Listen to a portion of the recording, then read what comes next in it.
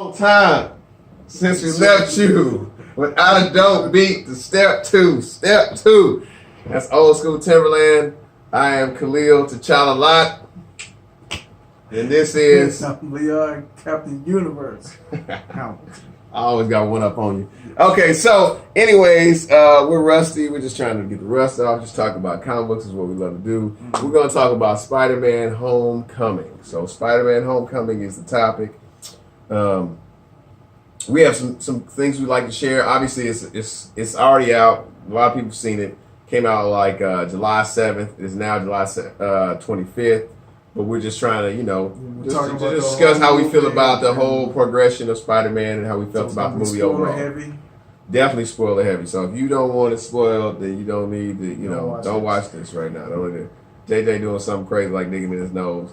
I don't know why. That's how he feels.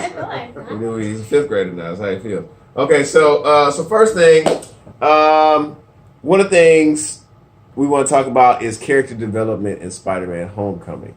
I'm going to let my counterpart here, Mr. Leon, kick it off on what he feels, and then I will weigh in on what I think. So go ahead. Character development. Well, I'll say that Spider-Man in this iteration, him being a younger guy and in high school, I like this portrayal of Spider-Man. I thought he did a pretty good job. I do believe that they relied on the Avengers too much. But, well, that's later. We're just going to talk about his character development. It was part of his character. That's what I'm saying. It was we just talk about character development. Just that. Even at the very beginning, it was his pretty much retelling of the events from Civil War. So even his character development, I mean, his development is Avengers heavy.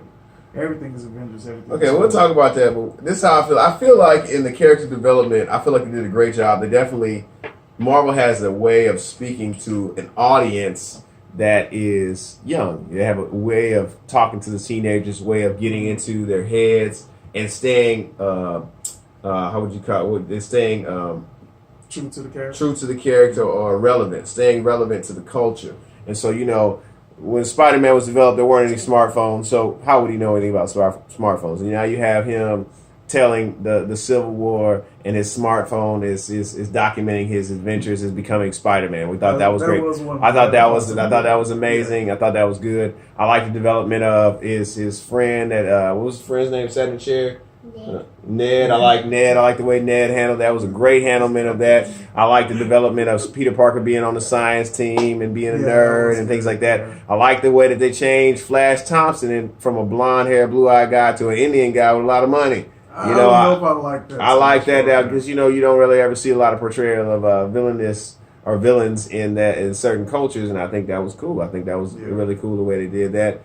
I definitely like the way they twisted Mary Jane Watson. I think they developed the characters greatly. One of the things that I like to tie that I really enjoyed was the parallel. If you go and look at Stan Lee as a young man, right, and you look at him as a picture, he actually looks exactly like the new character that played Spider-Man. They look exactly the same.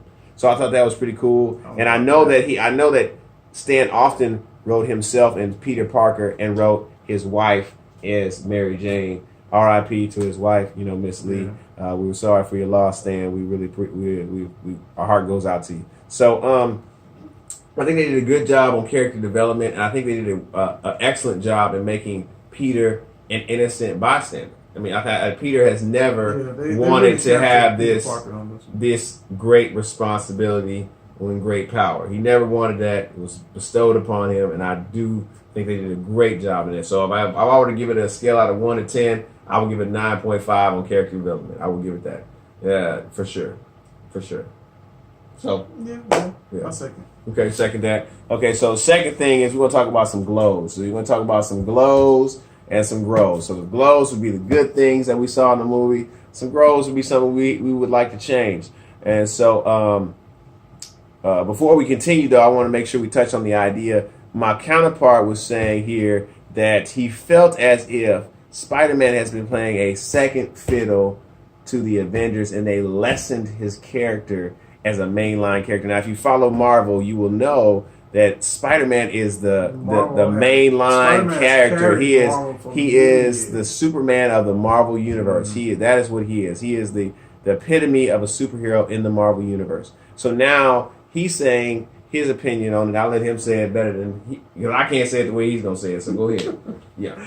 Yes, throughout the whole movie, they name dropped the Avengers like 1,001 times. Even towards the end of the movie, the whole reasoning that Vulture and Spider-Man were fighting was because of the stuff Avengers left behind, or he was trying to steal Avengers, fallen tech or whatever they had lying around. The movie relied heavily on the Avengers and the MCU, which I think that actually lessens Spider-Man as a character because, like I said, Spider-Man has carried the Marvel Universe by himself. He single-handedly has kept them out of bankruptcy, has been their main line. I think at one point Spider-Man had how many comics rotating? I mean, I know he's had Spectacular, amazing Spider-Man. I mean, radioactive. I don't know. He's had so many titles. Spider-Man and a Friend. So for him to play second fiddle to Iron Man and Captain America, or need Iron Man to help essentially sell Spider-Man as a viable character, to me that lessens Spider-Man. Okay, I would say two things on that. Two things, and again, I'm just to go back and forth. The first thing I would say is I like the way they portrayed Spider-Man in this because it was a very 80s feel. And in the 80s, there was this kind of innocence and the technology was just barely budding and no one knew everything. And cell phone was the size of a laptop. I mean, it was huge. Nobody knew anything, and there was that innocence. And I think that's what they tried to capture by Peter Parker being young. They're trying to take a lot of that responsibility off of him. I think Peter Parker had to carry the Marvel Universe because it was so weak at times. But I think that the way they did it kind of positioned Peter Parker to be the Messiah character. It's always, if you watch Star Wars and movies like that, it's always that Messiah character that starts out as this innocence and he has to develop into that role. And I feel like Iron Man already had this power. He chose it. He has a destiny he's created. He's kind of forging his path. But he doesn't have the powers that Spider-Man has. He is reliant completely on that suit. Now, he does have the intellect, but Peter has both. Peter has the intellect and the superpowers. True. And so I think that he will become that Messiah character in time. But you do have to rewrite it. Rewrite it back. Give him some time to put the training wheels on, kind of like what they were saying in that. Also, I would say I like the idea of the Avengers to some extent because when you think about the competition between Marvel and DC, when you say, and we talk about this all the time, if I ever say the Justice League is coming for backup, you in your mind would think, dude, that's all the backup I need in life. The Justice League is complete and indestructible. You just can't beat them. But when you say, I need the Avengers for backup, you kind of like, well, I hope I make it out alive.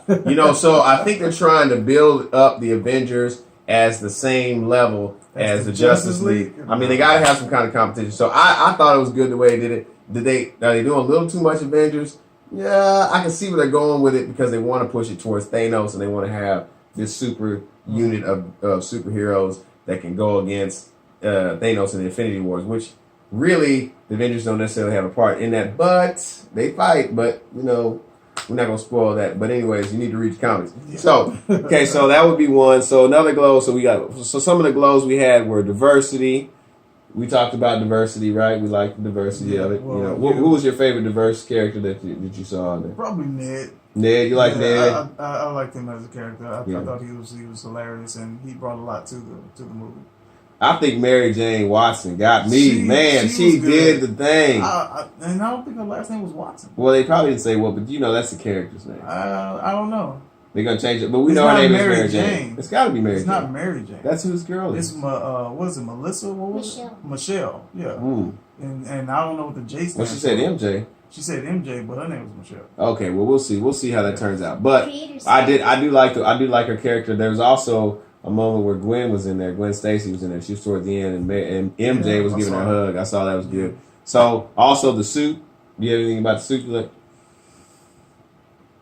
I liked it better when Spider-Man made his own suit. Because there he goes again, depending on Iron Man. I think that was. Yes, the Iron Spider suit is a good suit from the comic. Yeah, we're all down with that suit. Yeah, but him making his original suit, come on. Yeah. I ain't down with that. But I did like the suit. I like the little AI character that they added to it, and and the different configurations of web shooters and the instant kill mode. You Yeah, it know, was because pretty good. that was all Iron Man. That was. So I did enjoy that they had that. Okay, so and then as far as glows, you had a comment about villains. How did you feel about villains? Honestly, the Vulture is the best MCU villain by far. All the rest of them have sucked. They've not had any good villains come out of the MCU yet. I mean, not any that are memorable. I mean, can you honestly say you remember any of their villains? And this is where I will disagree. This is the only time I will Which disagree. villain are you referring to? I would say Sebastian No, from X-Men. no, you can't say that. Wait, let me finish. Because he's not MCU. Well, yes, he is. No, he's not. Let me finish. Sebastian is Fox. He's still Marvel Universe. That's not Marvel. They don't Universe. interact. But anyway, so here's what I'm So saying. he's not MCU. In the Marvel Universe, he is the best He's villain not that I've MCU. seen.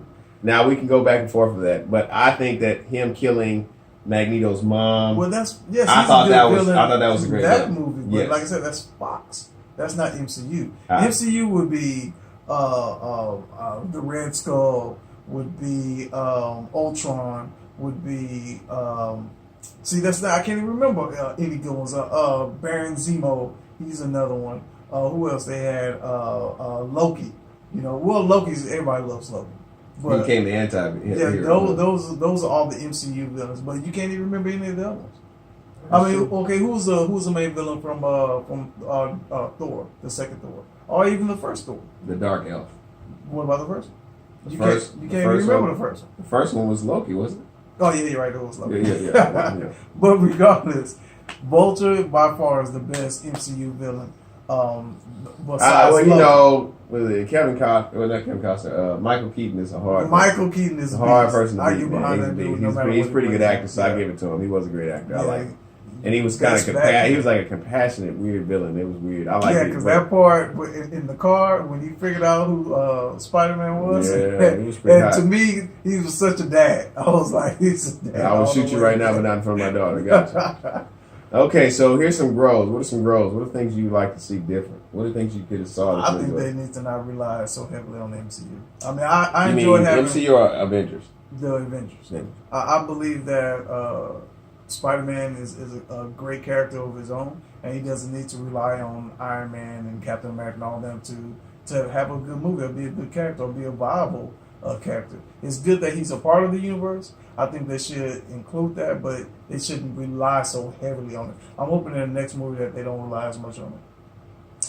I would say they did an excellent job on this one. I wouldn't really change too much to it. I think only thing I kind of missed J. Jonah Jameson. Yeah, I kind of missed him okay. because he had somebody to trash him. He didn't have anybody really trash him like that. Flat. I think I would like to see a little more superheroes besides Iron Man in there and Spider-Man. I'd like to see somebody else because there's a lot of villains and a lot of superheroes. I did like how they put the Shocker in there, but I think overall, and I think also I would like to see more of the Spider Sense. I think that bothered me. They didn't show as much Spider Sense. Well, in I think Infinity, they're bringing it. I think because the Spider Sense is so essential to Spider-Man Yeah. and the way he carries himself. So I would definitely like to see more Spider Sense. Yeah, I think this movie they didn't want to rely on it because they felt that the Spider Sense has been shown so much in other movies, so they didn't want to rely on it too much in this movie. So overall, though, we give it out of a 10. I give it an 8.5. I give it a 9.6. Yeah, you saw. It was great. It was phenomenal. It was, It a great was a movie. good movie, but like I said, I like the 80s relied feel. It was too like an 80s much. movie. I think the thing about it was there was two 80s stars in there, Robert Downey Jr. and Mary Jane Watson. Oh, I'm sorry, Aunt May. They were some 80s characters. There's 80s feel to it. Very innocent, very cool. Oh yeah, what you think about the Aunt May, her being so young? I think it's great. I think it's. That lady is not young. I mean, but this is 2017. I understand she's people have- younger than the other Aunt Mays, but to me, she's still old. I mean, I don't think people have as much compassion for old people as they used to. I think that's probably the best way to say it. They don't have as much compassion. Yeah, you're right about Would you that. agree with that, Ayana or JJ? Y'all have as much compassion towards old people? We don't talk to Oh, my bad. Y'all not there. Sorry. Okay, so anyways, this is a first episode back for a while. Two Black Guys in the Comic. We appreciate you watching. We're going to keep coming with some more thunder and just talking about comic books and trying to keep the culture alive. Like Migo says, the culture. We're talking about the culture of comic books and sci-fi. It's a beautiful thing. Yes. Please comment, rate, and subscribe. And shout out to Jay King. J King in the house. Jay King is one of our subscribers, and we just want to shout out to him. He's a nice young man who's Yes, very getting a smart. good start on YouTube. So Very we want to smart. shout out to him. Good deal. All right, peace.